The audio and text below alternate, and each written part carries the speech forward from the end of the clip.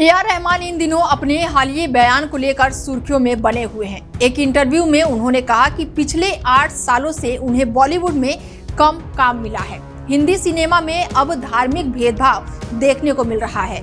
Indian film industry के सबसे कामयाब और Oscar winner music composer AR. Rahman चर्चाओं में हैं। हाल ही में ए.आर. रहमान ने बताया कि उन्हें हिंदी फिल्मों में खुद को कंफर्टेबल करने में 7 साल से ज्यादा का वक्त लग गया।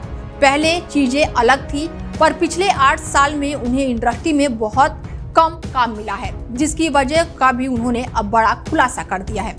हालांकि वो कई बड़ी फिल्मों के लिए म्यूजिक कंपोज कर रहे हैं, जिसमें भारत की सबसे बड़ी फिल्म रामायण शामिल है, जिसका बजट लगभग 4000 करोड़ रुपए बताया जा रहा है, जिसमें रणबीर कपूर काम कर रहे हैं। और इस बयान को लेकर अब राजनीति से लेकर हिंदी सिनेमा के कई बड़े सिंगर और साधु संत भी इस मुद्दे पर अपनी राय दे रहे हैं।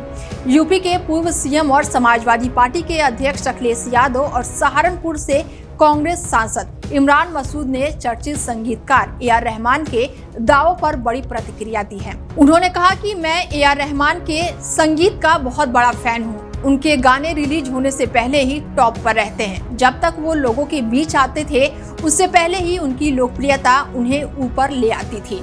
अपने देश और दुनिया के जाने माने कलाकार हैं। कांग्रेस सांसद इमरान मसूद ने ए.आर. रहमान के बयान पर केंद्र सरकार को भी घेरा है।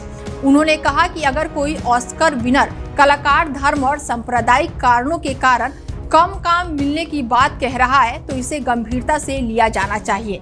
धर्म की वजह से अपने ही देश में काम न मिलना बहुत बड़ी चिंता की बात है। उन्होंने बांग्लादेश में हिंदुओं पर बढ़ रही हिंसा की घटनाओं पर भी हमला बोला है। उन्होंने कहा कि एक तरफ देश में नफरत बढ़ रही है, तो दूसरी तरफ विदेश में हिंदुओं पर हमले बढ़ रहे हैं। संगीतकार ए.आर. रहमान ने एक इंटरव्यू में कहा कि पिछले 8 सालों में हिंदी फिल्म इंडस्ट्री में उन्हें पहले की तुलना में कम काम मिल रहा है। सत्ता का बदलाव रचनात्मक नहीं रहा है। ए.आर. रहमान ने इसके पीछे बदलते पावर स्ट्रक्चर और रचनात्मक समझ की कमी को कारण बताया है। संकेतों में उन्होंने कहा कि इसके पीछे सांप्रदायिक तत्व भी हो सकते हैं। हालांकि उनके सीधे तौर पर सामने न आने की बात भी उन्होंने कही है।